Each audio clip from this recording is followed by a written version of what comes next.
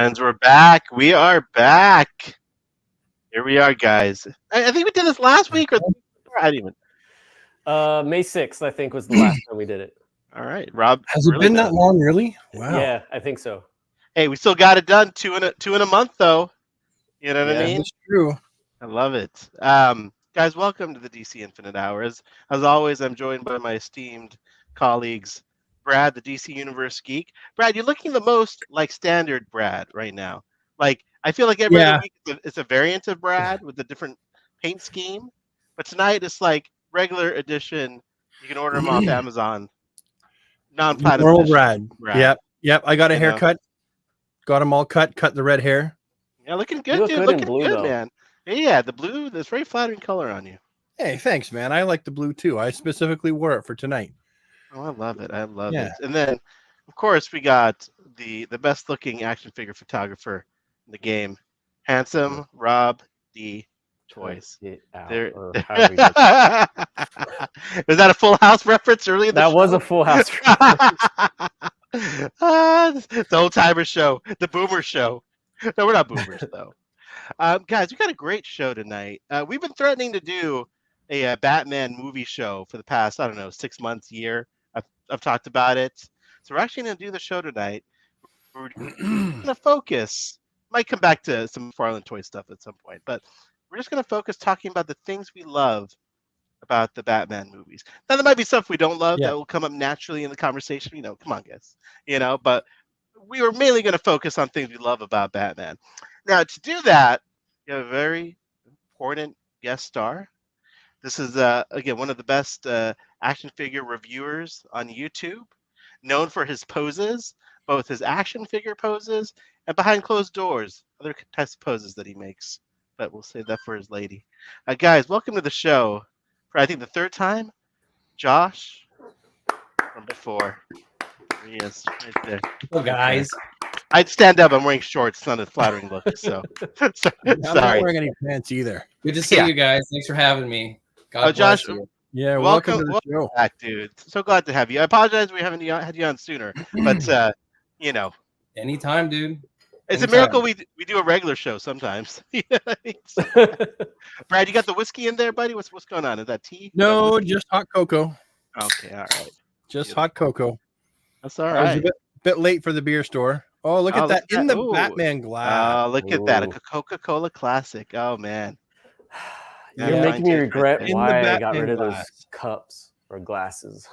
Did a woman make you do it, Rob? No, I was just trying to save space because, I was living at home at the time and trying to fill out my action hero stuff, yeah. So someone already mentioned that, Josh, you're always with us in the chat. It would be great if you somehow maintain the same level of chat interaction while you're talking. What if I'm paying attention? How's he doing this? I'm just like, yeah, how's he doing that, man, at the same time? It's amazing. It's tough. Wow. So we got, I think we should dive into it. We're going to talk about Batman. That's why we wanted Josh on the show. Josh is one of our favorite Batman collectors. He loves Batman. And there's Josh right there. We're referencing Josh in the chat. There he is. Rob came up with a lot of the topics for tonight's show. So the way we're going to do this, instead of going movie by movie, we're going to talk about specific things we love about the movies. Well, you know what? Let's just dive into it. Let's start off with what we got. Okay. Sickest Batcave. Ooh, that's a good one. Josh, you're the guest. Please kick us off. Out of all the Batman movies, man, dude. You know what? I really think it's it's hard, but I think it's actually Schumacher. Whoa, Schumacher, huh? Okay, I think it is, dude. Why Schumacher for you? I mean, I guess the Burton verse is like the platonic ideal Batcave. You know what I mean? Yeah. It's kind of been what you picture in your mind's eye ever since. Mm-hmm. Even in animated series, it's very Burton-esque. Yeah. But I think, the Schumacher verse was like, the production design was like such an evolution of Tim Burton that it still kind of had the basic structure, but it played jazz on it a little bit, souped it up a little bit, threw some different stuff in there, and you kind of saw it a little bit more. Yeah. And they built out the whole thing, right? Because the Burton ones, it was like kind of a matte painting with some real elements. The Schumacher ones, they actually built it, the whole thing. And it's the most comic booky, you know? Yeah. It's kind of the silliest. I mean, it's got without being 66, Adam West. I just loved how it was trying to be cool. Like the whole, you know, when he opens up, he gets in the Batmobile and goes off, that whole long entryway out of the Batcave. Totally ridiculous. You know what I mean? Right. Like, why does he go so far? You know? It looks cool. All right, dude. Great choice. Great choice. It's a hot take. It was a hot take. No, dude, it's a great take. It was good. I like your reasoning behind it too. It was good. All right, Brad. Brad, what about you, buddy? What for you? You know, for movie Batcaves, I'm gonna have to say that it is the Burtonverse Batcave. Okay. It's, you know, just because I know it's a little bit more, you know, I guess gothic, a little bit more drab than the Schumacher caves. Certainly more Batcavey than some of the latter Batcaves. Yeah. I just really like I like the whole Tim Burton-esque feel. Like Tim Burton is one of my visually one of my favorites. Yeah. And so his take on the Batcave remains one of my favorite. Well, it is my favorite take on the cave. Now, if I had to go between, I don't even remember the Batcave actually from Batman Returns. It was I do a little bit. Yeah, I do remember a little bit. Yeah. I was going to say between the 89 and between the 91, I would say it's still 89. It's my favorite Batcave. That's fair. Yeah, the Returns one you can't visualize it like the Keaton one, right? I mean the 89 one, right? The Returns was a Catwoman story with Batman in it. So well, hey, don't get ahead of yourself there, buddy. Well, hey, easy, Tiger, easy. But the Returns one did have one of the coolest armories with the little drawbridge falling down. Oh yeah, which is totally, again, I just love how ridiculous it is. Like, why does he need a drawbridge to get into his suits? It was great. Because he's Batman. He's Batman. That's your answer. Because he's Batman. Rob, handsome Rob, what's your favorite Batman? I mean, all are acceptable answers. Like I keep going back and forth between Schumacher, Burton, and then even like Begins Cave was kind of cool. Yeah. Yeah. But like, the Flash Batcave, is that would you consider that part counts. of? Yeah, that counts. It's a Batman. Yeah. That's a really good one. Yeah, because I mean I liked how the Batmobile it definitely had the 89 vibes. It had the animated series vibes. So I'd say that, like the one in the Flash movie. Yeah. Dude, to go back to the idea of the drawbridge to the armory, like the best Batcave should look like a little kid drew it. Oh yeah. You know, it needs to have that quality of like, you know, a little kind of stupid. Because why does it exist? Kind of goofy. Yeah. The only thing about the Flash one that I thought was a little funky was when he got to the suits. The suits were in the house. They weren't in the Batcave. When he opens it up, I always thought it was weird. Why were they in the suit in the house? But that's a nitpick. I've actually heard that technically, side note, technically that was not like the Tim Burton versus Michael Keaton either. Yeah. Okay.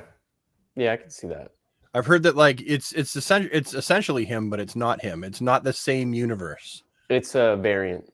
It's a variant universe of the Tim Burton verse. Yeah. Okay, fair. So that could be why they were in the house. Yeah. I mean, I think I agree with Rob on this one, because I was going to say the Tim Burton one, but I actually like the Flash one more because they built the whole thing out. Yeah. And it still looks like the original Tim Burton one. Yeah, and then when the Batwing comes down. Yes. Oh, dude. That part was very cool. Yeah. There's some artifacts kind of from the Burton ones, like the computer station and stuff, right?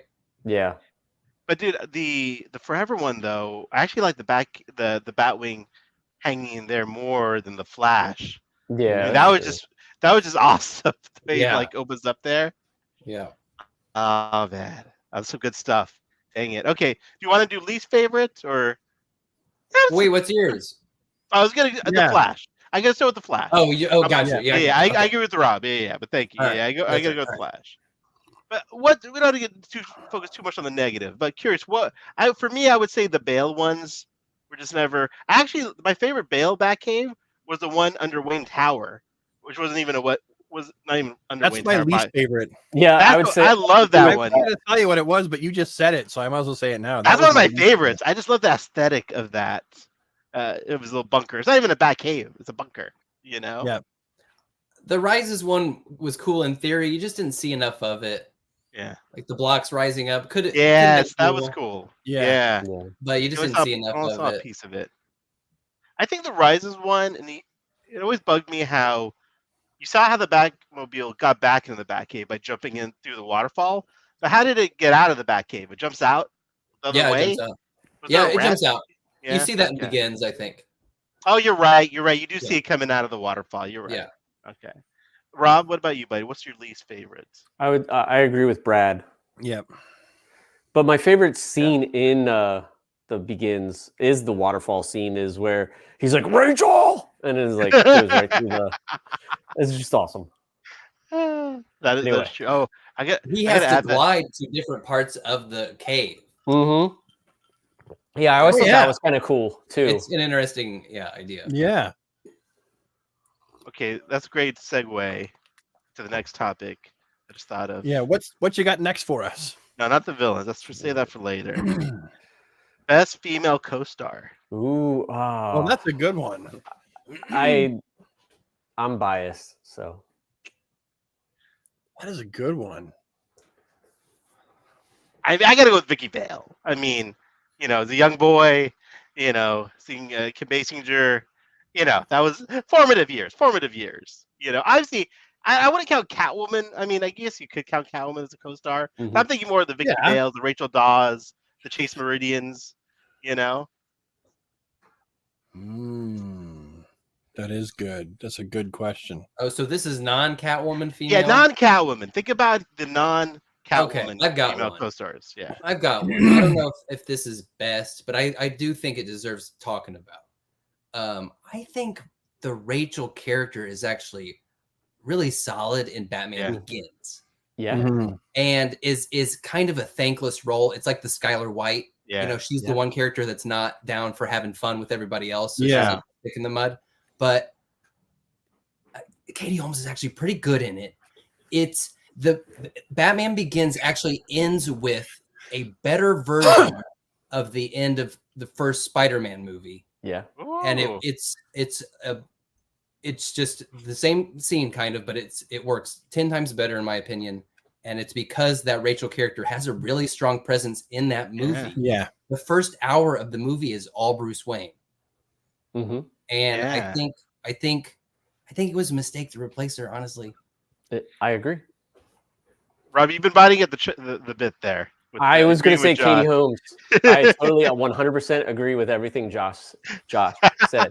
I mean, Katie Holmes, I had a huge crush on her during Dawson's Creek era. I knew you were going to say Dawson's Creek, buddy. I knew that's where the step from. But yeah, I thought she did a phenomenal job. And I, from what I understand, I don't know if this is true, but that when she got together with Tom Cruise, he didn't want her to pursue that. So I'd heard that. I don't know if it's true or not. Yeah, but, I don't know if it's true either. I definitely think I liked her portrayal better than Gyllenhaal, whatever her first name was. Maggie. Yeah. Yeah.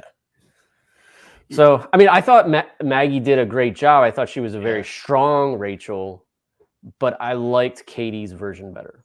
Yeah. Yeah. Yeah, my knee-jerk reaction would be to go for Vicky Vale, but honestly, it's with Katie Holmes. I think that Katie Holmes did a really, really good job. Yeah. Wow. Yeah. And it really would have been my knee-jerk reaction really is to go, the whole 89. Vicky Vale route, but I can't because Katie Holmes did a very good job. Okay, we got 3 Katie Holmes, 1 Vicky Vale. I'm alone on my vote here. You were almost not alone. Almost. You're so close to not being. I know, but Robin, I think Josh really made a good case. But honestly, if you didn't say the Catwoman one, honestly, my favorite co-starring would have been Michelle Pfeiffer, but you said no Catwoman. Yeah, we don't. I loved her performance. Yeah. Oh, dude, are you kidding? Yeah. I think. Rob's like, think the movie about Rachel Dawes. I like her from the Batman, that version of Catwoman better, I think. Oh, okay. I mean, let's just create another topic while we're at it. Yeah. Let's go with the best Catwoman. Ooh. Okay, well, if I had to pick her as her Catwoman role, no, I like Michelle Pfeiffer as Catwoman, but if I had to say which one was a better Catwoman, then like more accurate to the comic books, then yeah, I'm not gonna go Zoe. with it. Yeah. So, man, this is a tough one. I gotta go with Anne Hathaway, man. I think- love Michelle yeah. Pfeiffer, love her, but Anne Hathaway, the way she played Catwoman, She the was pretty damn interaction, sexy. Anne like- Hathaway was more accurate to the source material, more accurate as the comic book version. And I like that it was a throwback to like Julie, Yeah. like 89 or the 66. Sorry. Yeah. Josh, where do you land on this, sir? I really think it's Anne Hathaway, and it's like the scenes she has that are as Selena Kyle are some of the best scenes in the movie, and she just like owns everybody's asses. Yes. It's Yeah, it's so slick. Yeah. It's just like, oh man, like I want a movie about that character the whole time. She's got kind of the best scenes in the movie. Damn near. Especially when she like switches it on and plays the victim for a minute. Oh, That whole, it's the whole killer. thing's Dude, great. it's so good. You It's know? it's like watching an Ocean's 11 movie. Yeah. But yeah, I definitely respect obviously Michelle Pfeiffer and Zoe. You know, they're great. All right, let's go on to another one. Let's go with production design. I feel like we're at the Oscars leading up to the bigger awards later. Let's go with production design. And this is a tough one, guys. This is really a tough one. Ooh. You know, it's there's a lot I like from all of them, and they're also different, right? You got the gothic, very comic booky verse. You got a very militaristic, real world Bale verse. And then you come kind of a little bit in between, but still more on the realistic side with BVS, right? Yeah. You know? And it's funny though, after the Schumacher movies, they never came back to the gothic side too much. The Batman has a little bit of gothic design, I think, in like the Wayne Tower and all that. Totality, yeah. Yeah, but still, like the vehicles, like the whole world is very, very realistic. You can touch it. You can feel it. This is so hard. I'm not answering first. I honestly, that's so hard. I think this kind of goes along with like, what is your preferred Gotham City too, right? Yeah. I mean, for me, it's 89. The Vitaro nails it. Anton Furst's production design is just like, again, it's a lot of matte paintings, but just the whole, it's just so nuts. You know what I mean? And it's so beautifully designed and dark and gothic. And I think I still prefer that version of Gotham over anything realistic. I agree, Asoka, and I think production design also includes props. Yeah. Vehicles. And I mean, the 89 arsenal is just that's Batman. Like the stupid, silly, things. It clips onto his thing and he shoots that thing. 89. Right there. Yeah. Braddy's struggling with this one. I see it in your eyes. Am. I see. It's hard. There's aspects of Batfleck. Like I like the suit more. Yeah. And I really like his first iteration of the Batmobile. I don't really care for the second one with the big gun quite as much. Yeah. And I really like his back grapple. I thought that looked fantastic. Yeah, with the wood on it too. Like, Yeah. it's nice. Yeah. So there's aspects of Batfleck that like I feel like are really good. But in the same way that the 89 is just so classic. Like their Gotham is unmatched. Yeah. I don't think anyone did Gotham quite the same. And Batman's back grapple and the gadgets and the whole overall look, like in that restaurant scene, right, with Vicky Vale, and then the Joker shows up, and like the whole aesthetic of like the production and aesthetic of in its entirety for Batman 89 bears that Tim Burton look. So it's really hard for me to answer, but I would say overall I have to go with 89. I would say also with 89. Overall. It can be very timeless, right? Because it doesn't look like a certain year. You know, like Yeah. some parts are still dated, right? Right. But Dark, overall, grungy, this is, futuristic 40s. That's what I yes, get. there you go. The gun clip sounds are very like old school too. That Yeah. The way it's Yeah. photographed too, the way it's Yeah. staged, it's very Yeah. soundstagey, like old Hollywood style. Yeah. Yes. The way Which it's shot. The Bale Begins movie is kind of funny because it's like I probably should say this for later, but like the first half of the movie is very like real world, like you're in the world filming, and then the second half of the movie is very soundstage.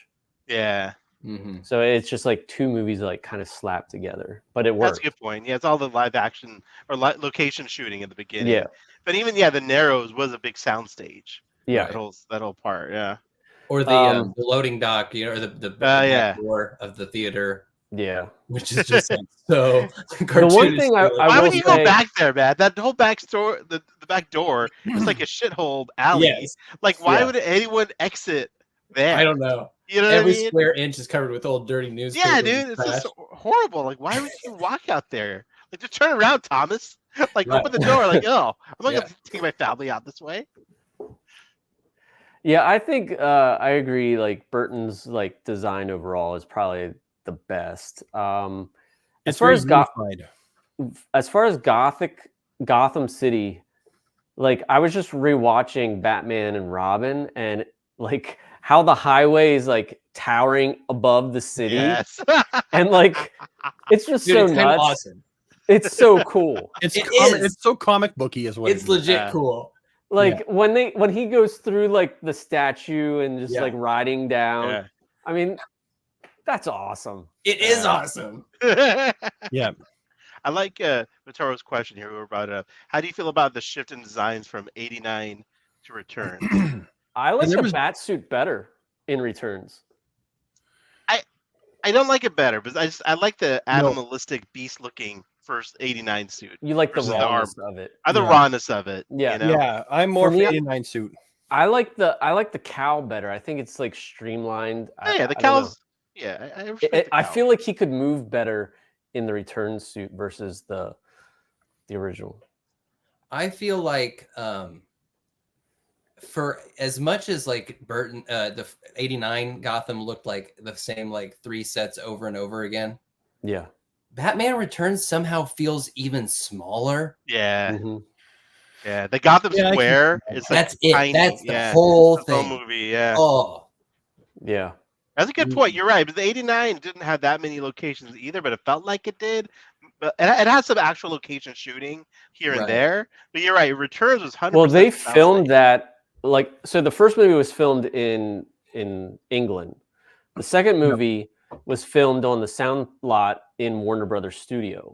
Yeah. Because when I did take the tour, they were like, okay, in Batman Returns, this is where he like came down the street, and then like the penguins that like that was all in the hangar, and because like the Warner Brothers, I think it's like Studio 16, I think it is. I don't know which one exactly, but it has like this floor that opens up, and then it's just a huge like water pit.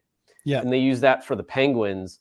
And it's also been used in Jurassic Park, and like anytime you see like an old Hollywood movie that needed a water, it was probably filmed there. I love those fucking penguins, man. They're so dumb. Yeah. I love nuts, dude. You know what I mean? The little they're like, are they zombies? Are they mind control? Awesome. You know what I mean? This is nuts. You watch that. They're just down with the plan. Yeah. Turn them around. You know what I mean? Yeah. Like Danny DeVito with that is just so great and over the top, and like, and dude, it's so creepy with the whole kidnapping those kids like on the bus. Like, geez, dude, you know. It's a weird ass movie, dude. It's so good though. It's so weird. I love Returns. Yeah. Me too, man. I love it. You know what? It is. I know that like it's absolutely connected to Batman 89. But like sometimes when I watch them, I tend to look at them like they're not, even though I know they are. Right. Because I mean, as it was pointed out, like, the set is, the design is a little bit different. It really does get more Art Deco. The lighting, they light things differently in Returns. Batman, he behaves a little bit differently in Returns, right? Like it's got a difference in tone. But that being said, by that point, Tim Burton had also gotten more and more into his own right, like how he puts his stamp on things. Yeah. And so by the time of Batman Returns, there was even more of a Burton-esque. Definitely a Tim Burton movie through and through. Yeah. Anton first wasn't around anymore, right? Yeah, he wasn't. Yeah, I think he might have passed by then. I think so. Yeah. All right. Next topic. Great stuff, guys. Most memorable Bat entrance. Oh. Now I gotta think about this one. I mean, you got a lot to choose from. Yeah, because I was rewatching all this stuff like in preparation. I mean, for me, first entrance or any big entrance? Any entrance from any of the movies where Batman arrives on scene or does his well, then I'm split. Okay. And this isn't there's a separate one for best fight scene, Rob, later. I know, but we all know what's gonna win that one. Hold on. Yeah. I'll be right back. What? I just There goes Rob. I don't know what he's doing over there. I got a little excited, you know. Where's he gone? I don't know. He's bringing something. Oh, you think so? Oh, yeah. He's definitely bringing a prop. What if he crashes through a skylight when he comes? I know. That's what I was gonna say. Sorry, that'd be freaking awesome. That happens more than once, doesn't it? He drops down from the ceiling. I'm gonna give it to Rob. That's the best Bat entrance, you know. Oh, here we got a true story from Al. Al is the gentleman who created our intro and outro. True story. I've talked to a few people who were at WB at the time Returns was made. The WB board almost had a heart attack over the rough cut. They were like, these Happy Meals attached to this. There are Happy Meals attached to this. That's great. That is so true. That is a very weird movie to attach Happy Meals to, especially with like the penguins gushing blood at the end of it. All right. Well, Rob, I'll go first on this one. While Rob comes back, I gotta still give it to 89. First time he drops down in the back, and the villains don't hear him. He's quiet. He comes down slowly. Right. Two goons, dude, and like the classic goons. It was like that was the pitch perfect best way to like introduce Batman to film. Like I don't know. It doesn't get much better than that, you know. So, for my entrances, we have the Batman. Yeah. That slow step in with the footsteps. Okay. Fuck, that was so good. That was good. That was so good. The build up, yeah. Okay. Then we have an entrance now. It doesn't have to be first entrance, right? No. Okay. Batfleck coming up through the floor. Yeah. Was quite the entrance. And then the skylight Batman scene. So between all of those, if I had to pick an entrance that was the most this is so hard. I know, like this guy just brought up the Hong Kong skydive. Why are you doing that? That was a great choice. Yeah. Dude, that was epic. I mean, jumping off the building and then crashing through. Yeah, god dang it. You okay, Rob? You okay, buddy? Okay, I can't answer yet. I gotta hear what you guys have to say first. Those are my cat had issues, so I had to like take care of it. Yeah, no worries. Your cat did your cat puke everywhere again? You alive? Is he okay? If I kill it, maybe. No, I wouldn't kill it. But no, it decided to take a bathroom leak where it shouldn't have. Right. Yeah. All So right, Josh, what do you got, Josh? I was listening to you guys. As much as I want to pick, probably the museum in 89. Oh, that's a great one. Yeah. I think it's actually Batman Begins. Okay. At the docks. Falcone's dudes with shipments. Damn. And he's picking them off one by one. He pulls that guy into the shadows, and he's behind the guy hanging upside down. Yeah, that's pretty dope. That's the jam. Okay. Okay, I'm ready to answer. All right, Brad, please. This is so hard for me to do because there's so many classic entrances, but I think out of all the entrances that had me on the edge of my seat, it was from the Batman. It was the slow walk in. Okay. Because like you can hear those menacing footsteps, right? And I remember looking down at his boots going, holy shit, I wouldn't want to get kicked by one of those things. Yeah. And he comes in, and then you're like, what's going to happen here? What's he going to do? And then he just totally pounds the living snot out of that one guy, right? He goes back for more. Vengeance. Like, okay, this was good. So, for me, and that was our first time that we got to see the Batman in the film too. So that was his first entrance. And it wasn't this grandioso entrance. He slowly walks out of the shadows like a nightmare. Very street level, very like, yeah, like, and the build up to that too. Yeah, he can't be everywhere. The narration, they're gonna be and all that. Yeah, the build up is all about those people they see in the shadows, and they just being too freaked out just by the thought that he might be there. And then that's exactly it, right? He can't be everywhere, but they don't know that. They don't know where he's going to be. So that would be my favorite Batman entrance of all time. Okay, Al agrees with you, and I like how you mentioned when he's pounded by that guy while Tim Drake from Titans watched that. Yeah, that's accurate. I'll give an honor. Rob, ready to answer, or you? Yeah, I think so. I think for me, it's going to be 89, just because like how like gothic, and I love how they filmed it with the shadows and stuff. And he's like does that with the cape and comes out. Yeah, I think that's got to be it. I'll give one honorable mention. It's not really an entrance, but in Returns, when Keaton's sitting in the dark and the bat signal lights on him and he stands up. So fucking ridiculous. Again, so dumb. Wasn't that so awesome. Like he's got a bunch of different mirrors or what? Yeah, like why is he sitting there? Like just. And I'm like, why isn't he out patrolling? Yeah, nothing. He's just waiting. How do people never know that that's happening? They can't follow the light all the way to Wayne Manor. Like, all those lights are shooting to Wayne Manor. The rich guy guests over and the lights turn on. You know, but so great though. It's such a cool. Like when he stands up with a symbol in the back. What movie was it? Or maybe it was a cartoon when they were like, maybe it's Begins. Is Wayne Manor in the jurisdiction of Gotham City? That's the Dark Knight with Harvey Dent. Dark Knight. Yeah, because like, are the Palisades even in the, because it's like so far away from like the actual city. How long was he sitting there? Yeah, was he there for a while? Yeah, he was just sitting there like this. One more honorable mention to our boy Dick Grayson in Batman and Robin when he goes through the wall with his motorcycle and the Robin symbol behind him perfectly. Yep. Oh yeah. Oh, that was great. Oh gosh. All right, let's see what else we got. We got more stuff. I'm not sure if this is gonna be a hard one or not, but the best score. It's a real tough one, but the scores have all been very good for their Batman. I have one. Rob, you go first if you're ready. I think as far as like the sound design and music, I think that the Dark Knight has the best, in my opinion. Okay.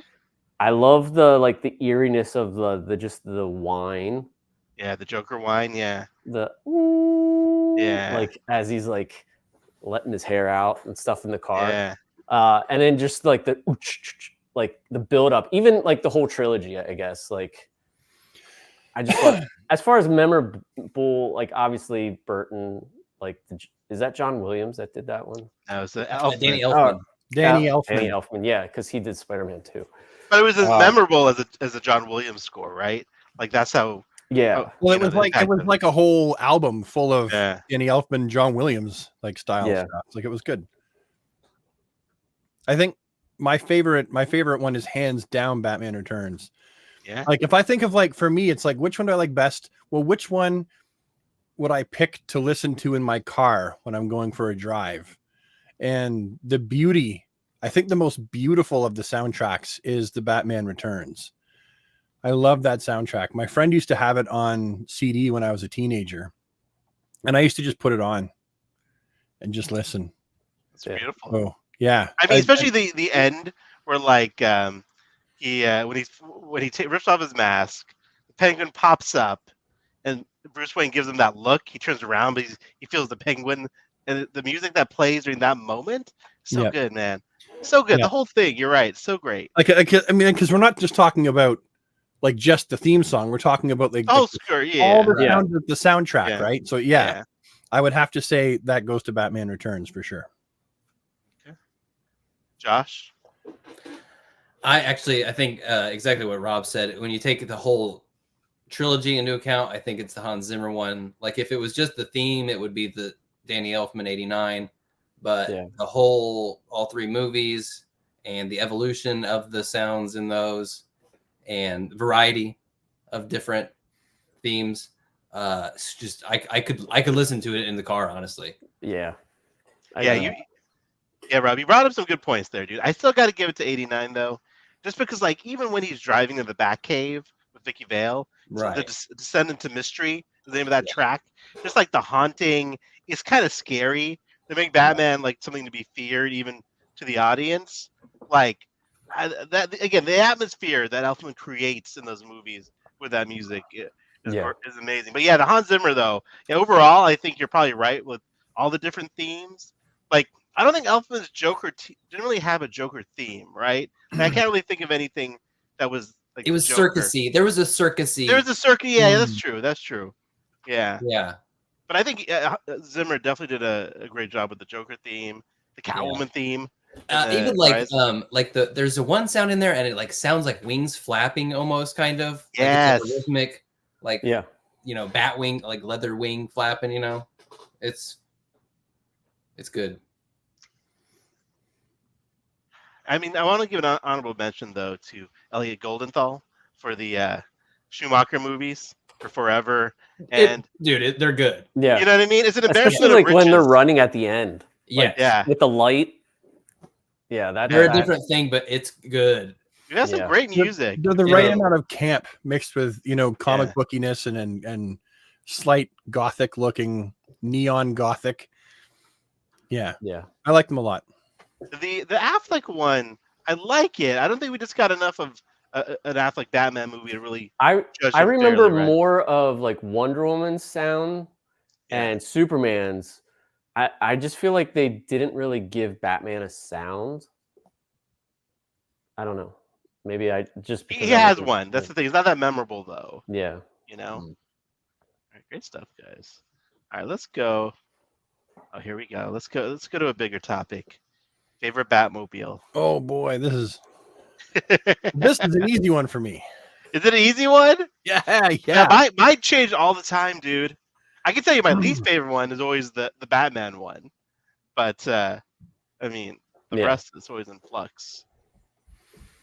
The 89 Batmobile for me will always be the movie Batmobile, even though like the Batman, that Batmobile makes more sense and it would be easier to control, easier to drive.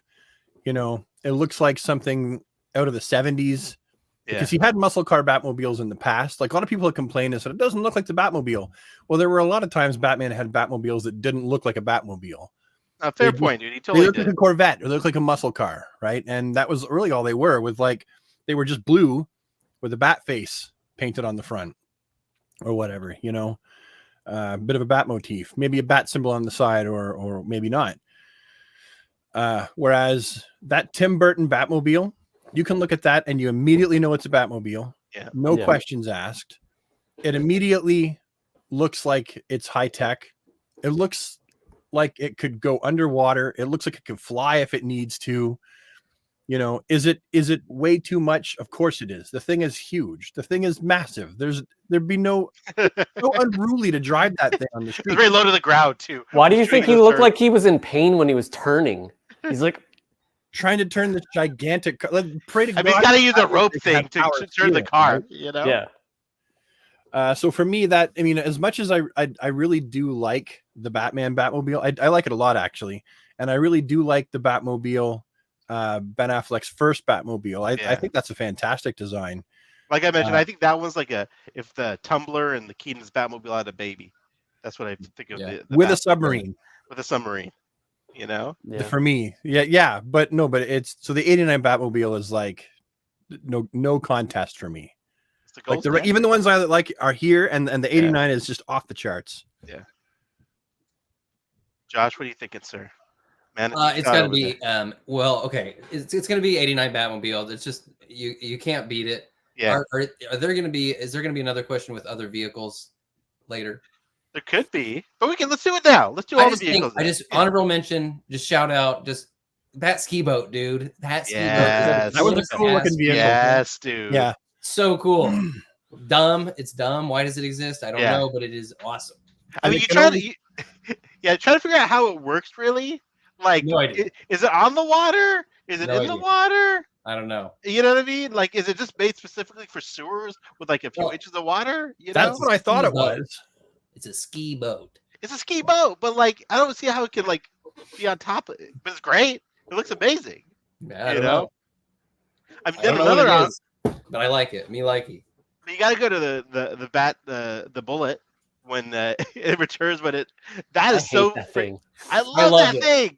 Oh, no, I didn't like the bullet. No, really. I loved it, and I never had the toy. I only Me neither, John. I could have had the toy. I already had the first one, and I was like, that one's just because the toy was so much fatter because they had to accommodate for that. Yeah, so, right.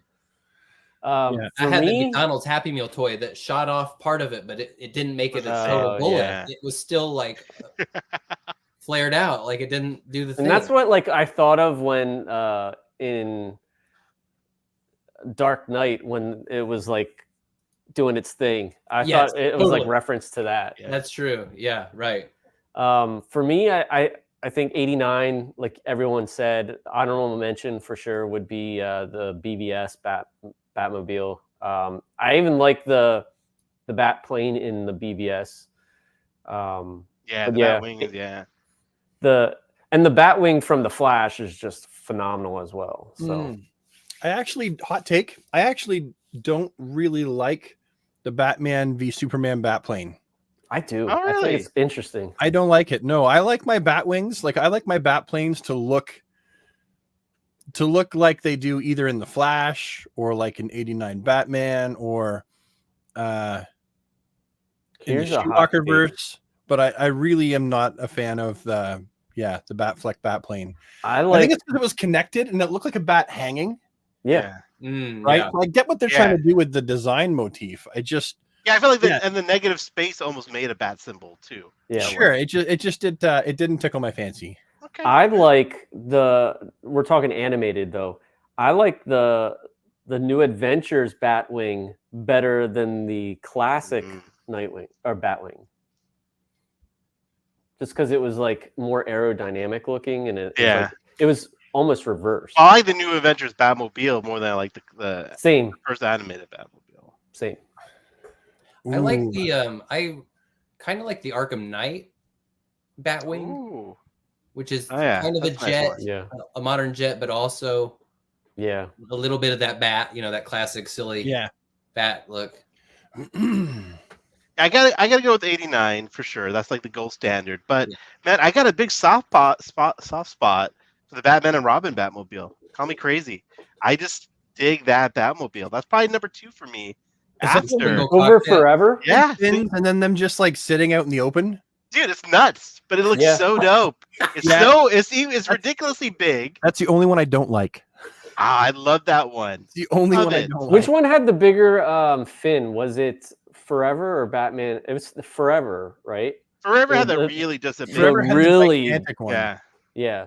I do think that the Batman and Robin probably had a better one than Forever, but I did like the neon like stuff that they did with that. Sean Murphy that did the White Knight books. Yeah. He said that if you take the big top fin off the Forever Batmobile, it's almost perfect. And if you look at it like that, you can't not see it. Interesting. If you take the big cartoony one off the top. Yeah, I can see that. I love it with that cartoony fin, man. It's so great. Oh, it's bad. I love it. What about the Tumbler? I mean, I love the Tumbler, but I like it. No, Josh likes it. I don't, but I'm buying it anyway, just because like I have to have it. The boys in blue don't I'm kind of in Rob's book. Like it's not terrible, but if I had to, not my definitely. It's my second least favorite Batmobile. Wow. Though I did like all the scenes with it, I just didn't like the look of It's it. it's a believable-ish Batmobile. Again, the most believable is going to have to be the Batman because it's just a car. Yeah. Right. Yeah. It's got some kind of Batman design-esque. Well, that's why it's my least favorite, because there's no you don't look at that, it doesn't scream Batmobile at all. It doesn't even, I don't know. It's just too plain to me. That's because you know what? That's because you're used to the Batmobiles being these big, like exaggerated cars with like these like as it should be. Features. As it Right. should be. But there was a time, there was like a decade where they weren't. You're longer than a decade where they weren't like that.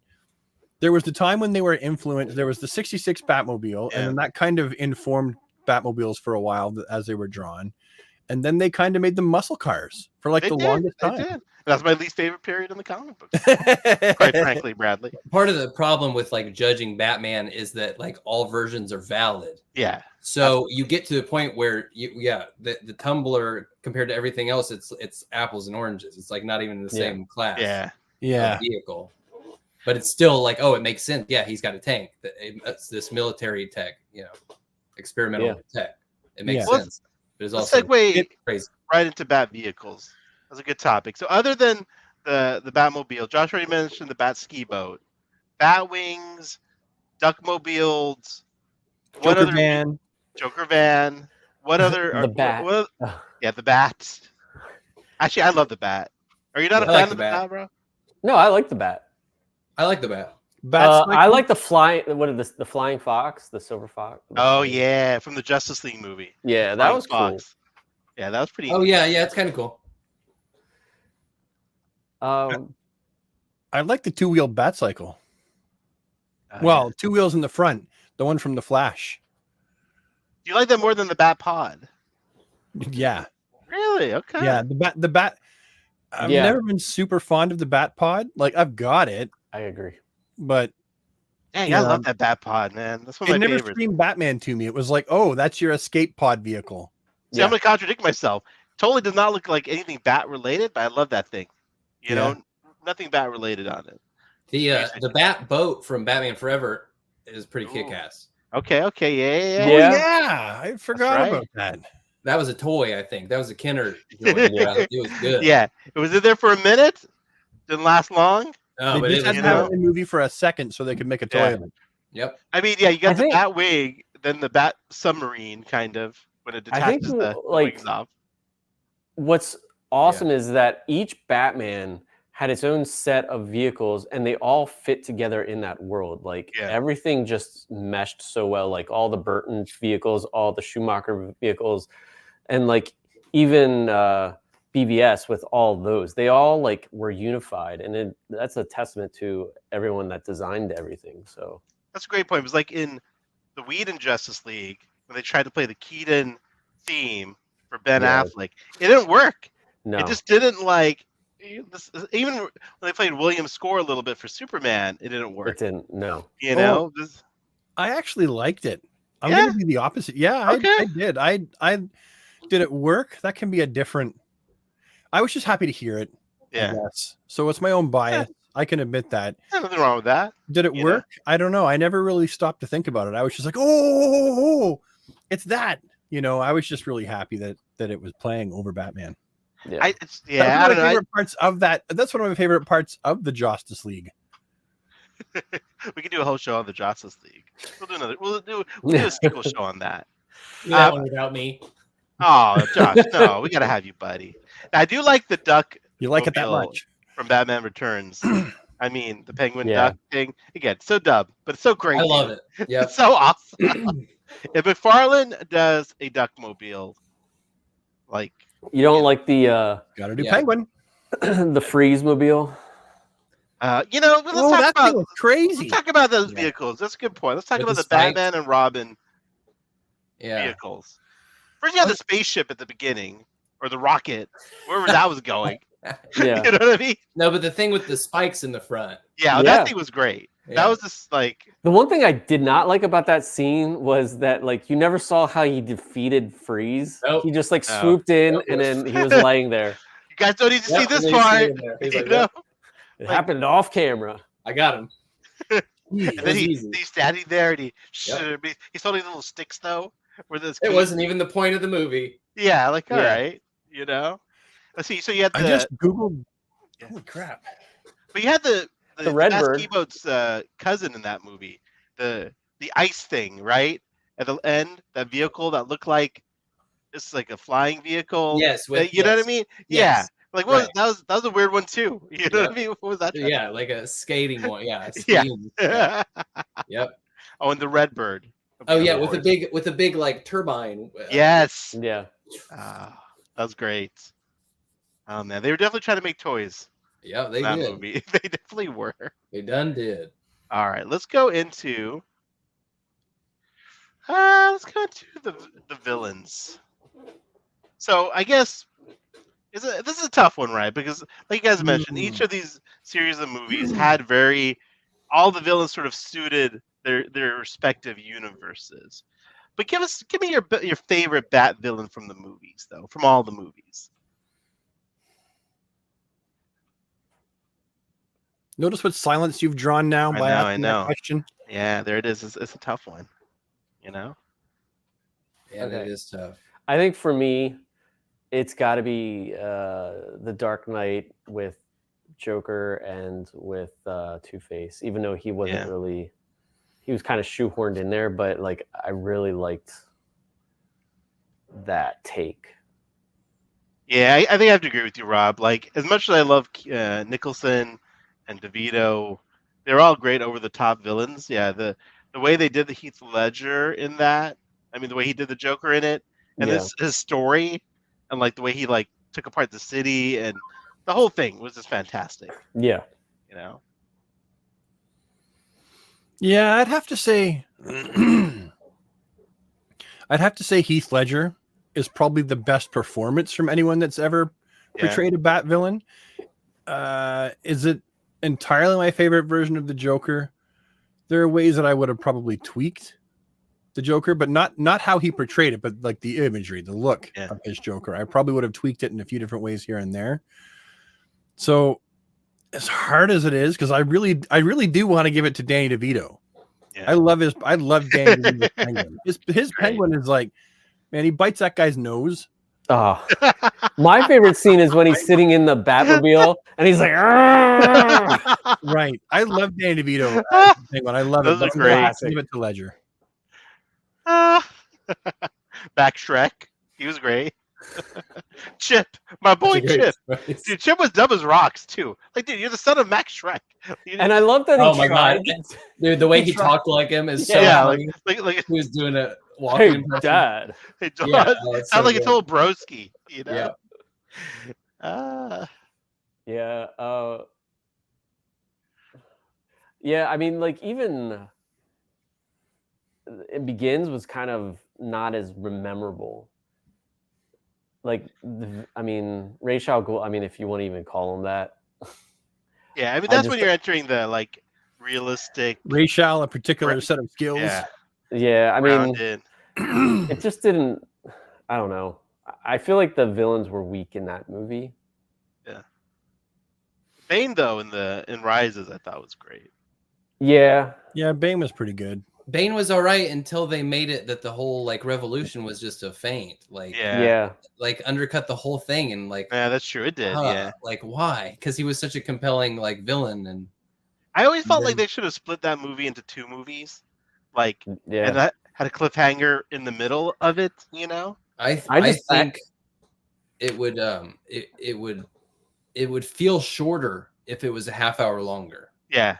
Great point, dude. Great point. The pacing is all messed up in that movie, and it just doesn't at all. Yeah, but it's like even Bruce Wayne coming back, they tried to like make it seem like it was a long time, but it wasn't. Right, and then he comes back twice. Yeah, you don't have him come back out of retirement, and then I know that was my problem with the movie. Come back from that. Yeah, redundant. Yeah, they were trying to do like the Dark Knight Returns type style, but no, I didn't like that, and I didn't like Josh. I keep wanting to say Josh. It's Josh, not whatever. My brain's not working today. Sorry. Anyway, like I agree. Like when you flip that, it just makes it so stupid that it's like he did all these cool things in the beginning of the movie, like the plane sequence was awesome. Yeah. Right. But then he was just like, it ended up being Talia's pawn. Yeah. You know? And then even Talia, like, why did she bother hooking up with Bruce Wayne? She could have stabbed him then. Like, I don't know. Yeah, she could. The whole thing was like, I mean, I guess she was trying to make him suffer, but I don't know. Well, and like the whole police during the daytime, like, I hated that thing. Like, I thought that was cheesier than anything Batman and Robin did. Yeah.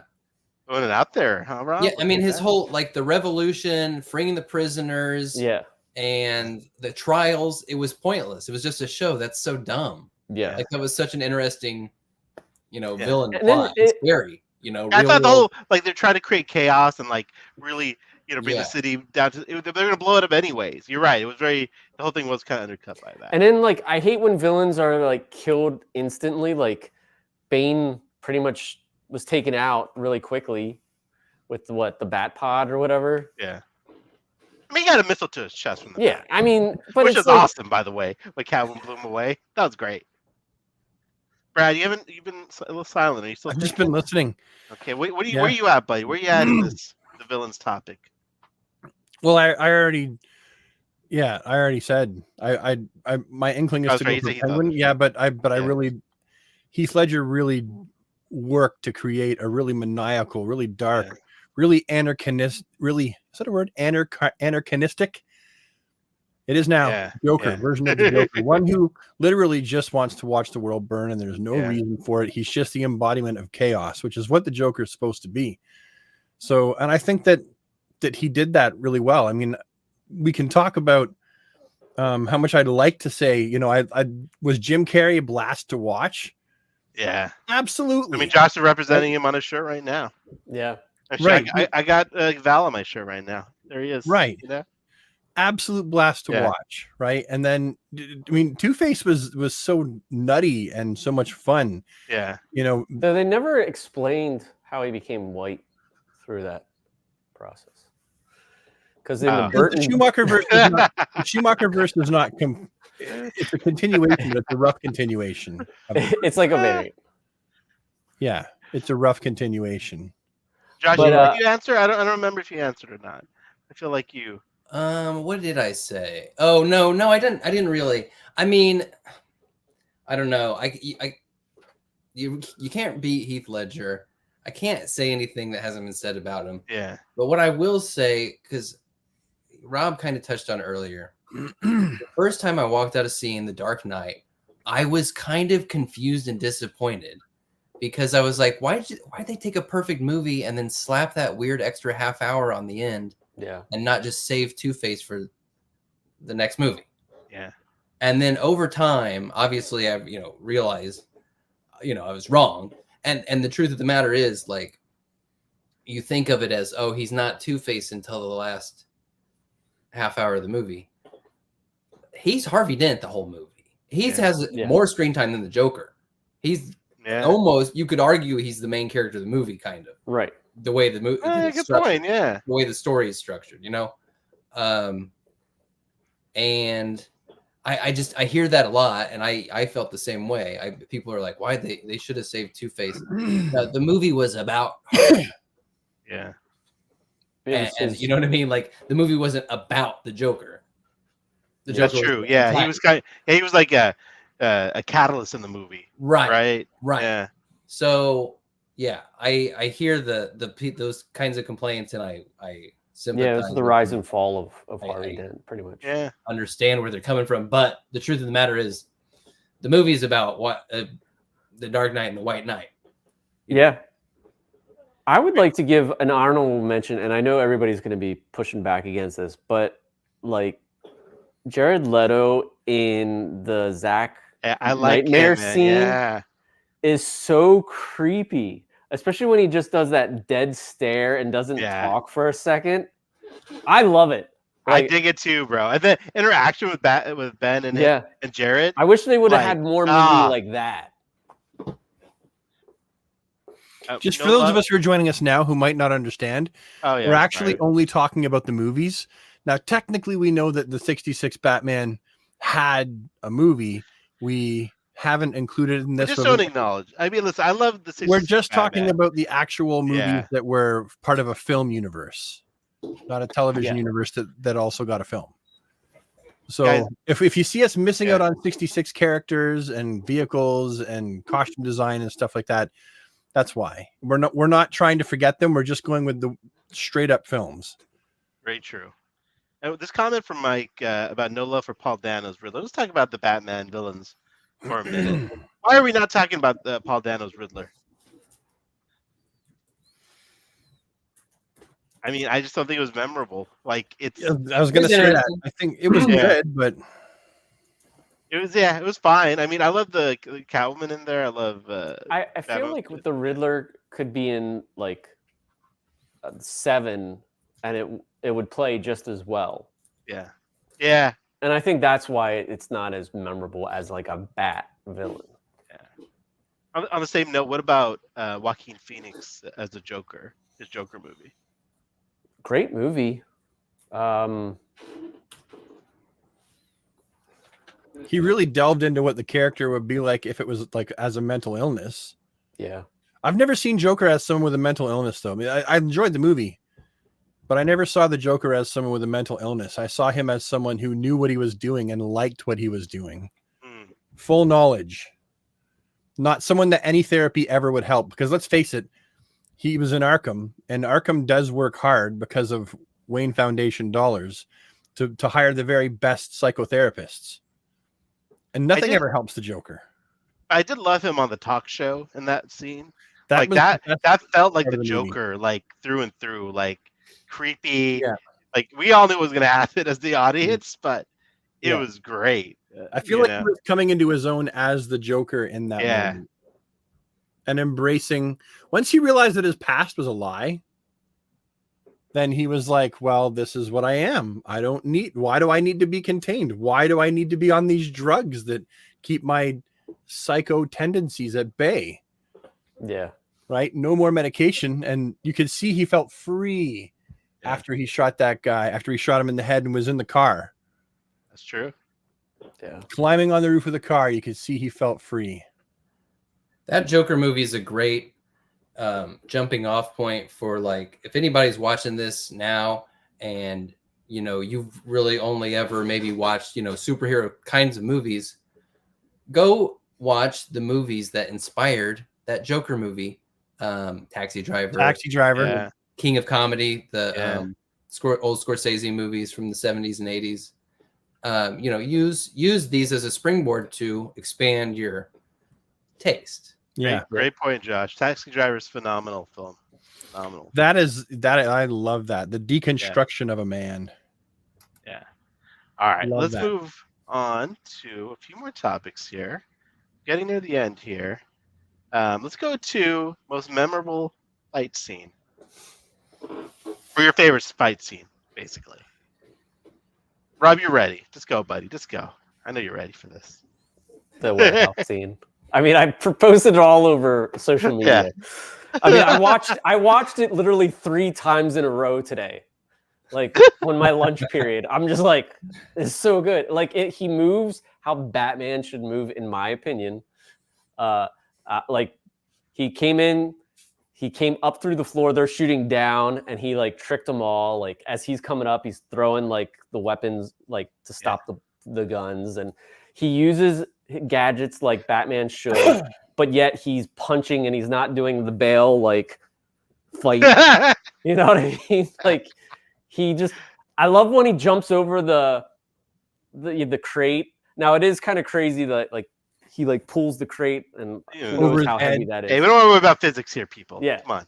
But I mean, like how he like Goddamn smashes the Batman. guy into the ground, and just like it's just amazing. It's a great movie. Yeah. I'm going to make it easy. I'm right there with Rob. I think it's the best best piece of choreographed Batman fight scene that's ever existed, hands down. I think you got to see how brutal Batman could be. Each punch, you really don't want those to connect to you. You know, each movement he does connects to the next one. You got to see how he can take a hit and he just shakes it off. Yeah, best fighting scene hands down. Josh.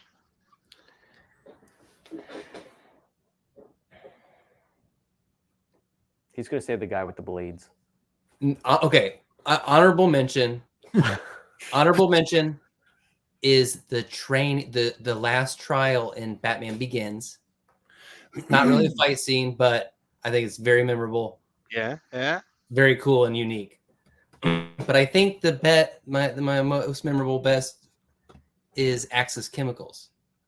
Ooh. Yeah, this first. Yeah, when he. Yes. Okay, yeah. That is pretty awesome. Cops I mean, versus the gangsters versus Batman. when he does the whole, Yep. you know, that. Yeah. Yep. Okay. Takes Okay. the gun out of his hand. Yeah. Swoops in. I love that one. I mean, I gotta go with the Red Triangle Gang when he puts the bomb in the dude and blows the shit out of him and turns around and walks away with. Guys, I'm sadistic. I'm sorry. I know Batman's not supposed to kill, but I freaking love that.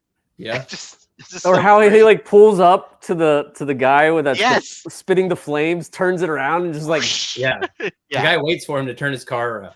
That's Keaton's great. Batman killed so many people. Yeah. There's been YouTube videos of kill count YouTube videos. Yeah, no. Not a small number. Yeah, and the Flash Batman, I did dig. That was like, great. Yeah. Yeah, when in the silo, and then when he was like fighting the Kryptonian. So good. Oh, what about the kitchen? Oh yeah, even the kitchen. You're right. Yeah. That was kitchen good. That was pretty cool. Yeah. Does that count as a Batman fight though? Or does it count as a Bruce Wayne fight? Yeah. You notice how we didn't say Superman versus Batman though? Oh yeah. Yeah. Sometimes you adapt something so rigidly, it's not exciting to watch. Yeah. That's the problem with the Watchmen movie. Yeah. It just doesn't have a life of its own, and therefore it's kind of weird. You gotta adapt it. You gotta, make. Yeah. No, I agree. Although it was fun to watch Batflick attach his line to Soups and spin him around in a circle. Yeah. And smash him up. That was part cool. was kind of fun to watch him smash the pillars. Is it me or just did I love the training montage sequence? Oh yeah, dude. Affleck was yoked. You know what I mean? Dude, Like, just And gave he's me a big Rocky guy. vibes. He's a big guy naturally. so much good stuff. I would say, yeah, Bales is probably sadly the weakest, where it should have been the best. Like even his fight with Bane at the end, like. Isn't it Clooney was better? Back cross. But it was Clooney, at least in the universe, wasn't trying to be, realistic or I don't know, man. Yeah, the Bale, I guess, maybe Did he even throw a punch? I have to go back and yeah, rewatch it. the hockey guys from hell. He punched the guy through the thing. I just remember like him and Val like did a lot of like spins to like a lot of spins, make the cape flow. Yeah. And they didn't have that essence that guy that did like the movements in '89. Yes, the ballet dude who I forget his name. He's on Instagram though. All right, let's go to the best Bruce Wayne. Oh, this is tough. Again, this is an easy one for me. Lead us off, sir. Yeah, for me, although not my favorite Batman, my favorite Bruce Wayne is Christian Bale. Okay. Yeah, I thought he did a great job portraying the fake playboy when he needed to. Yeah, I thought he did a good job portraying someone who was internally bothered, and I thought he did a great, and he just looked the part. Yeah. I feel like he was the best looking, like comic-esque looking Bruce Wayne's. Especially when he dismantles that guy's gun in The Dark Knight and walks into when you know what I mean? When he's carrying that gun, he punches the guy, dismantles the gun, walks past the two people making out to go change it. Be like that whole scene was so great. He was definitely a good Bruce Wayne. My favorite. Yeah. I think I gotta go with you. You know, I love Michael Keaton. He's my favorite Batman. But as far as Bruce Wayne goes, I think Bale is pretty. I think he might be it. Yeah. So 2 for Bale. For Bale, Josh, where do you line on this, sir? I think the idea of Bale's Batman is the version of Bruce Wayne I like the most. Yeah. The one where the Playboy is the mask. Yeah.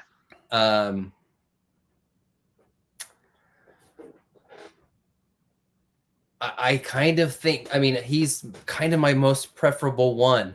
I do gotta give a shout out. I think every scene of Val Kilmer and Chris O'Donnell where they're not in costume in Batman Forever is great.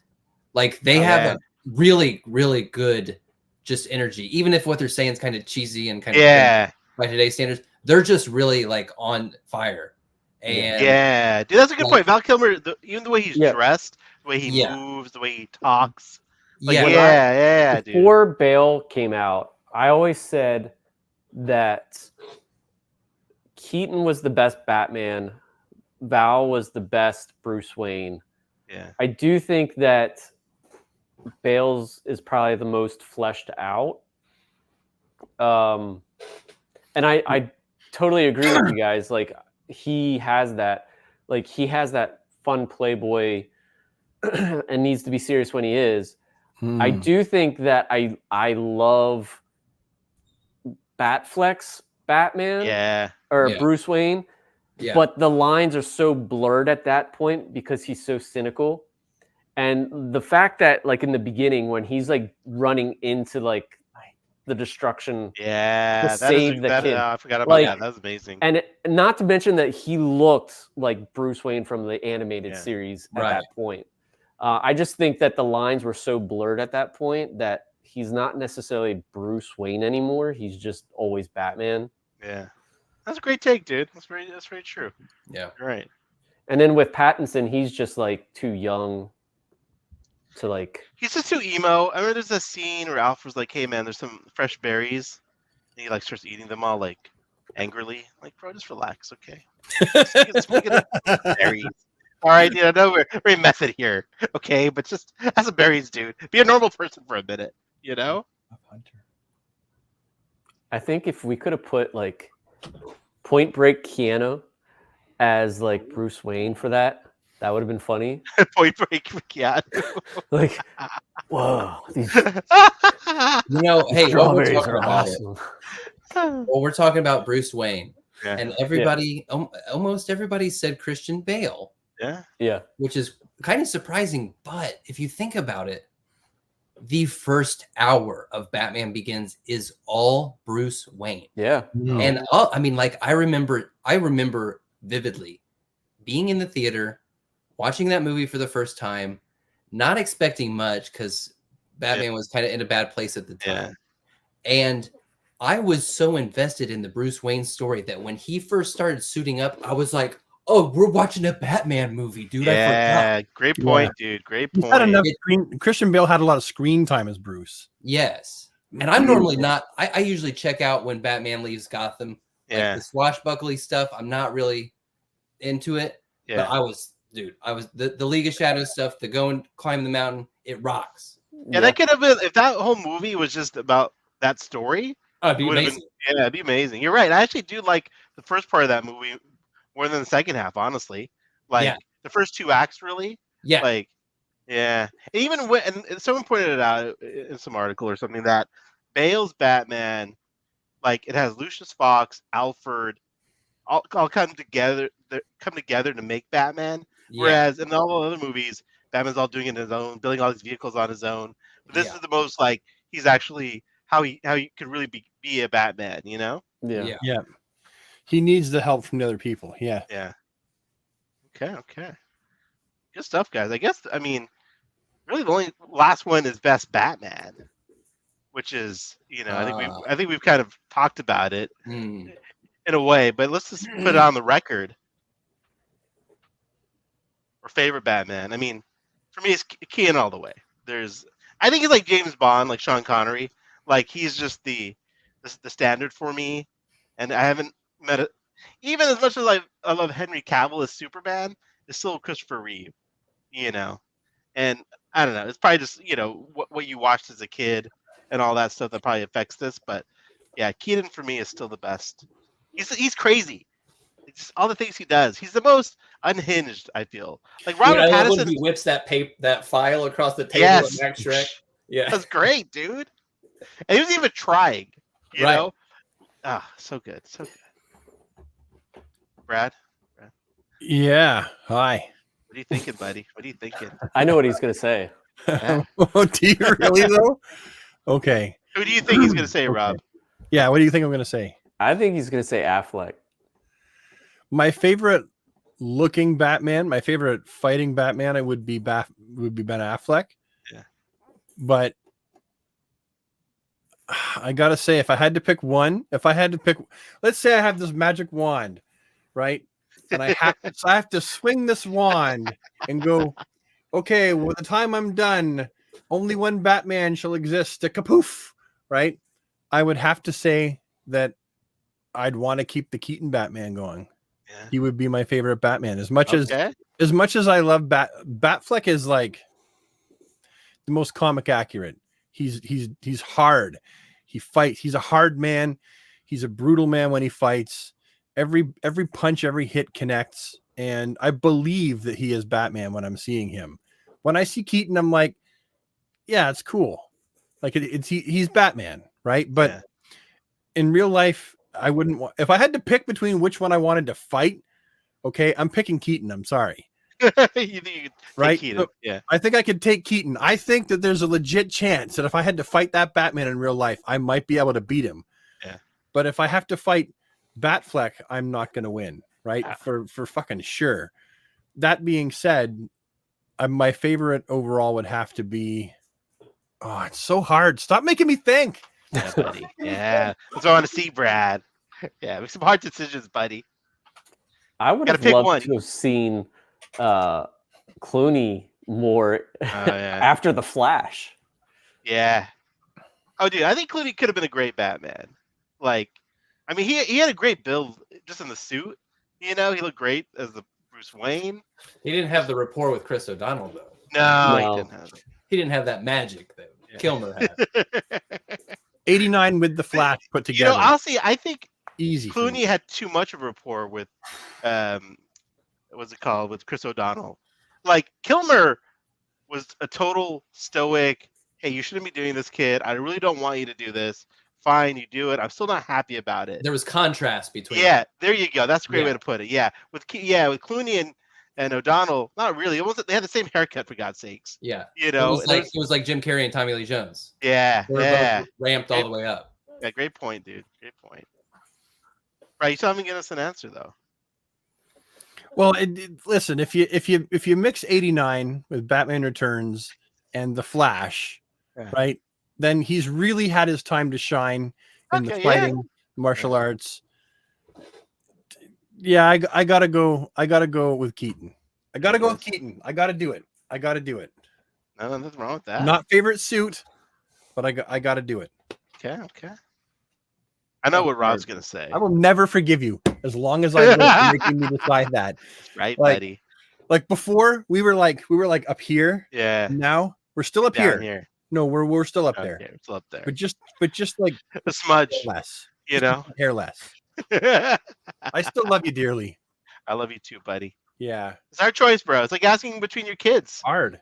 It's hard. Yeah, I would definitely not be able to pick between my kids, and that was a great analogy too, by the way. Oh, totally, dude. Rob's gonna go with Batfleck, I feel. Yeah. I think he had everything that I was looking for in a Batman. Yeah. You said that like so you're dating. He's got everything I'm looking for as a partner. He had the look of Bruce Wayne. He had the physique of Batman. He had the fighting stance. I loved all the vehicles. I really wanted to see more of the world of BVS, and I would have loved to have seen him in his own role, but sadly we didn't get it. So we got us some great Dunkin' Donuts ads though that are very, very memorable. Yes, that is true. Josh, what are you thinking, sir? Where you at, buddy? I mean, I was born in '84, so when I close my eyes and think of Batman, there he is, right there, dude. Keaton. But when I think of it's hard. when I think of what Batman looks like and the world that he lives in and the adventures that he gets in, the one that's the most Batman to me is actually Val Kilmer. Wow. Okay. I think Batman Forever is the closest movie to a comic book of Batman. Yeah. I didn't see that coming. Didn't see it coming, but I don't know. I don't know if I want to call him the best. I don't know. I don't know. I mean, dude, there's so many great seeds. Like when he goes and gets Chris O'Donnell when actually he steals the Batmobile. Right. Just that whole scene when he stands up there, jumps down, and just swoops down with the cape. And just the nature of the adventures that he is getting in, which is flamboyant villains with themed henchmen, robbing jewelry stores and doing themed hijinks. Yeah. That's Batman, dude. That's what Batman is. Yeah. The villains wearing their, freaking personality on them, and the henchmen all dressed, I like Darth's comment here. I can't stand Michael Keaton because I get it, man. It's not for everyone, and probably our ages are dictating a lot of our thoughts, right? If you didn't grow up with Keaton, I can't imagine. Yeah, but objectively, they're definitive. It's hard. It's hard to go back. So I get it. Is it bad that like? Well, I'm sure. Same. With I want to change my. I grew up with 66. Although, I grew up with 66 watching the cartoons too. Yeah. So. Yeah, I did too. I mean, I was playing with toys that looked like, the Kenner. Yeah. But I was acting out like adventures from 66 reruns that I'd be watching every day. I would agree with that. Yeah. You know what I mean? With those kinds of villains and those kind of. Yeah. Like what was fun with the Kenner stuff was I was pretending they were all just different bat suits that he had, and he had to use it for a certain adventure. Right. I mean, dude, Kilmer's great, man. He's great, and he moved well in the suit. And you're right, even just the way they started off the movie with him just getting in the Batmobile off on an adventure. Yeah, you know what I mean. Yeah, somebody when we were talking about vehicles, somebody mentioned Two-Face's chopper, which was baller.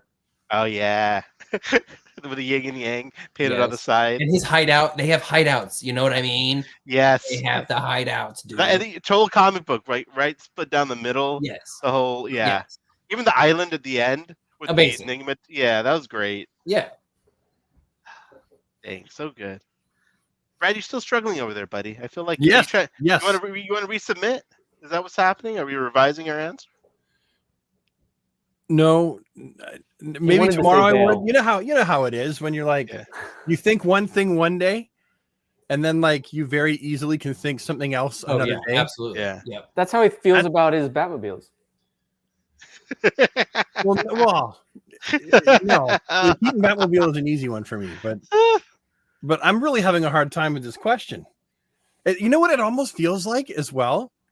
It almost feels like if you choose Batfleck, it's a betrayal to the Keaton Batfleck. That for me, because he's been not all or none, man. It's just a piece of. Well, I know that, but I have a hard time subscribing to the idea of my life. definitive Batman at all. Yeah.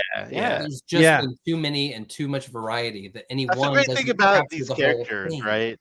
Like the reinterpretation is the fun part, right? So it's so challenging. Stay strong, Brad. That's what Mark says in the chat. Yeah, I mean, listen, Batfleck. I mean, it's amazing that he's so high up. Especially there was so much hate in the beginning. He's really only in 3 movies, right? BVS, Suicide Squad, Justice League, and he was in Flash for like a split second.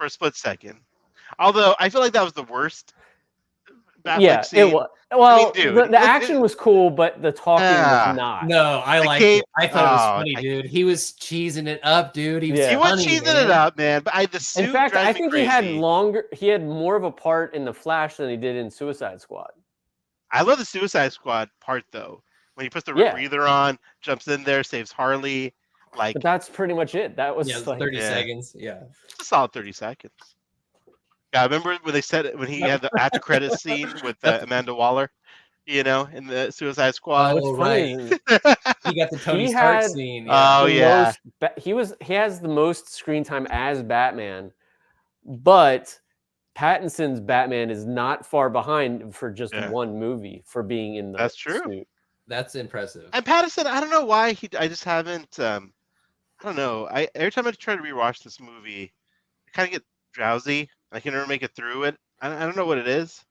You know, with the Batman, it hasn't. Well, I'd rather rewatch Batman and You're Robin. getting you know? that bored with it that you're falling Yeah. asleep. I get a little bored with that. I don't know what it is. It's I kind know of a it's a great. sleepy movie. Yeah, it's like a great movie. There's nothing. A lot wrong of with Batman movies are sleepy. Yeah, maybe they are a little bit. like, so number one, Batman, Ben Affleck had 158 minutes, not counting The Flash. Okay. Christian Bale had 151 minutes. Robert Pattinson had 129 minutes. What? Yeah. Keaton had, not counting The Flash, 64 minutes. As Batman in the suit? Yeah. Kilmer had 44 minutes and Clooney had 32 minutes. Holy cow. That's so fascinating. Like I felt Yeah. like Kilmer and Clooney were in it in the suit. I think those are total on-screen minutes, Yeah. Yeah, well, even I out of think- suit. Yeah. in Oh, maybe you're right, huh? I Shit. think so. in Returns, I think I counted. It was like he was in the suit for maybe 15 to 20 minutes. Right. Yeah, it Like, wasn't much. that's it. It was ridiculous. It was like a Catwoman movie, basically. Oh, Keaton's barely in the movie, dude. Yeah. Christopher Walken is in the movie more than he is. Yeah. Should we talk about the Tumblr? Yeah, let's do it, guys. All right, we're transitioning out, guys. Great topic, great conversation, guys. I'm glad we did that. That was a heck of a lot of fun. And to tie it off with a bow, we're gonna do some McFarlane Toys reveal, specifically Yeah. around some Batmobiles that Yeah, were already been announced, but official pre-orders go up for the Tumblr on the 31st. That's gonna sell out. Yeah. Yeah, big time. Lucius Fox included. Great pictures by Aesthetic One. But how you guys feeling about the Tumblr? Is this an instant pre-order? We doing this? How we thinking, boys? What are we thinking? Whoop, whoop. For sure. I'm gonna pre-order it. buying. It looks good. Yeah. It's not my favorite Batmobile, but I need a Morgan Freeman action figure. You gotta have a It's Morgan Freeman. two-seater. It's Yeah, it is a two-seater. two-seater. Yeah. I'm almost, it's funny. Everybody complained about the 89 Batmobile only having one seat. And now that they've put two seats in this one, it doesn't actually have the like taper of the actual, like the back tires don't quite stick out wide enough. Oh yeah, but they And it kind of doesn't fatten it have up a little bit. Taper toward the front. Yeah, So it's not perfect, but I think it looks pretty darn good. Yeah. Yeah. and not What only I'd like that- to see is if the Bat Pod lines up with that, like the tires. I know. I was wondering the same thing. Oh, Like, are shit. they? Yeah. And it made me wonder: are they actually the same tires in the? That would be movie? cool. that would be there's a- nice. There's Oh. a guy who took a picture online, and I was looking at it today with the Tumblr next to the Bat Pod, Yeah. and the front tires actually don't look the same. Yeah, I could be mistaken, but they didn't look the same. I would not. I wouldn't be surprised. I don't think they're the exact same. And then we also have an Amazon exclusive camouflage Now tumbler. the black one is only McFarlane McFarlane Toy Toy Store exclusive. Yep. This guy's Amazon exclusive.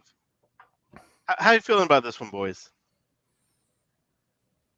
Eh. It makes sense. It's a good idea. Yeah, I mean, I'll probably honestly- pass on it. Yeah. What do you think, Josh? if it goes on deep sale or something, I could see myself grabbing two of them. Yeah. You know what I mean? Just This one looks like it comes with the rocket launcher, which is cool. I mean, although I For- do need it for Bane to put Bane on Yeah, top of it. and like make that for- picture. A completist, I could see definitely picking it up. I gotta Yeah, say, I mean, I saw somebody posted, and I don't know if it was true or not, but they posted a landing page for that an Amazon listing, Yeah. and the price was much less than I was expecting. So if the black one with Lucius stays in that kind of trending price range. Yeah. It kind of honestly would balance out the way too overpriced White Knight Batmobile. So I was really, really unhappy about that White Knight Batmobile being way overpriced. What was that at, Josh? Was it 70 or 90? Was it 90? It said the Amazon one with no figure was 70. Okay. I don't know if that's real or not, if that's accurate. But So Not with bad. the figure, they're gonna that's not bad. And I We're mean, thinking that's this one might be around like the $80 to $90 range. Then I think I would imagine, yeah. Which is honestly, way better. I was expecting this to be like 150 after that White Knight one. So they kind of maybe win back a little bit of goodwill if the price point is as low as it looks like it might be. DC Multiverse Collector says it looks like it's going to be 90. He thinks. I agree. Yeah. Australian. It's going to be 90 US. So what's 90 US in Canadian? Hey Google,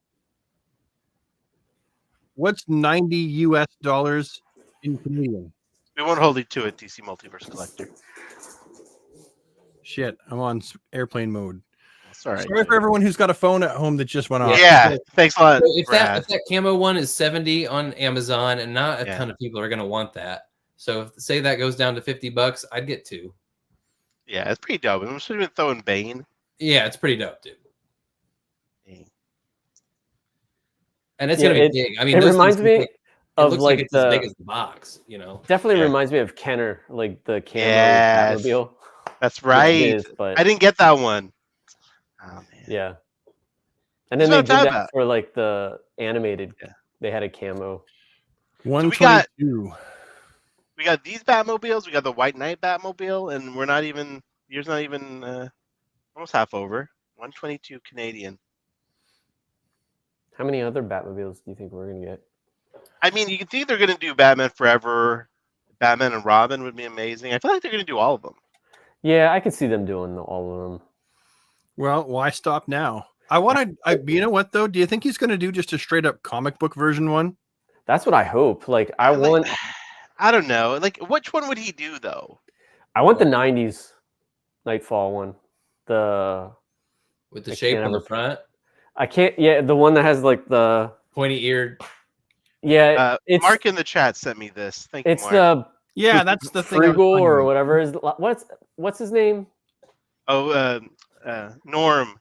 Norm. Yeah. How do you say his last name? I can't remember. pronounce it. It's the one that Azrael blows up. Yeah. I want that one. Okay, that's pretty dope. But yeah, the tires do look different. Yeah. That's because Yeah, they but- got worn down from being used.